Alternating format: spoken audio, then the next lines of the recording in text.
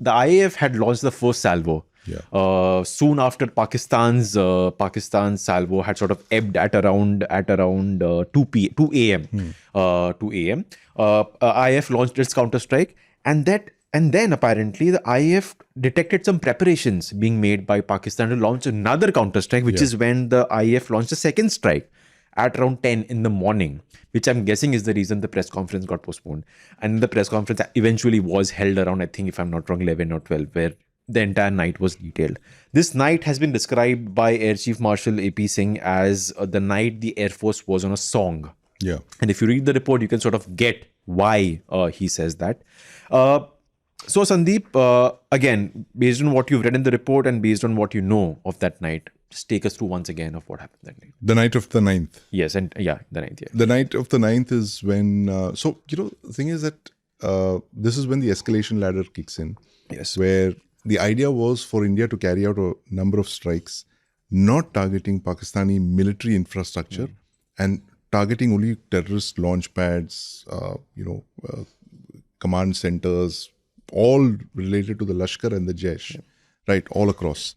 And the idea was saying that we have done this and this is the thing. This is our response to what you did in Pahalgam. Now, Pakistan decided to escalate that. They said no. And if you look at it, they've report again very clearly, mentions how this escalation ladder works. It goes here. So it starts on of course, 22nd April is Pahalgam. Then you go to 7th May.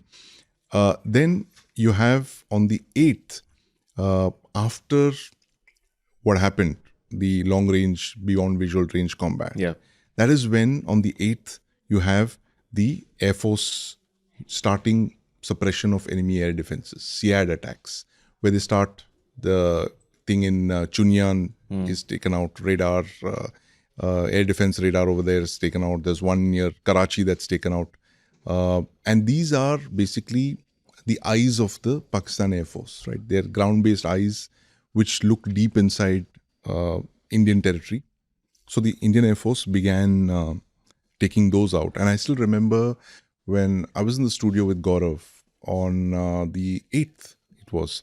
And the one visual that I remember was the Harop drone, the kamikaze drone, just coming in like that. Somebody had captured it with a smartphone. And the minute I saw that, I knew what was going on. I said, this is a SIAD thing. The Air Force has now realized that this is something they should have done possibly on the first day. Before they launched the thing. So then they started targeting the Pakistan military. Now this is again a response to what Pakistan had done throughout the 7th. Then you struck back at the 8th. You started hitting Pakistani positions, particularly their radar sites, blinding them. Then the Pakistan Air Force then responded, right? So they started launching drone attacks. Yes. And including the long-range rockets that they fired at us. One of them were directed at Delhi. Yeah. Which was shot down at an airbase here. Which the Air Force called a fast-moving rocket, as if there are slow-moving ones. Yeah. Yes, we discussed that. So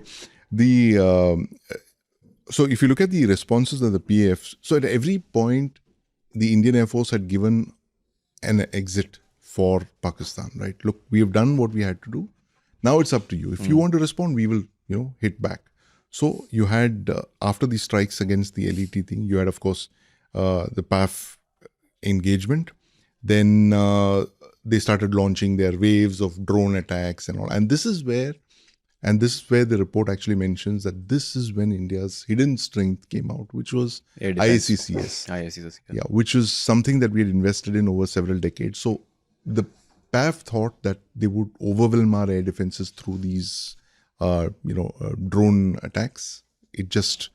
We absorbed the entire thing of that. So then they came back with the SIAD attacks. Indian Air Force came back with the SIAD attacks. And then Pakistan again responded on the 9th with another wave of attacks. And I think the last straw was that rocket that was fired towards Delhi.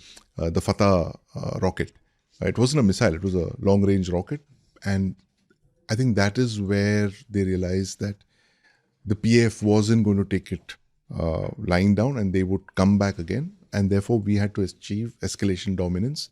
And that is when 10th of May happened. And in 10th of May, I think in 30 minutes, less than 30 minutes in fact, you hit a dozen PAF air bases starting from POK right down to Sindh, the entire length and breadth of Pakistan.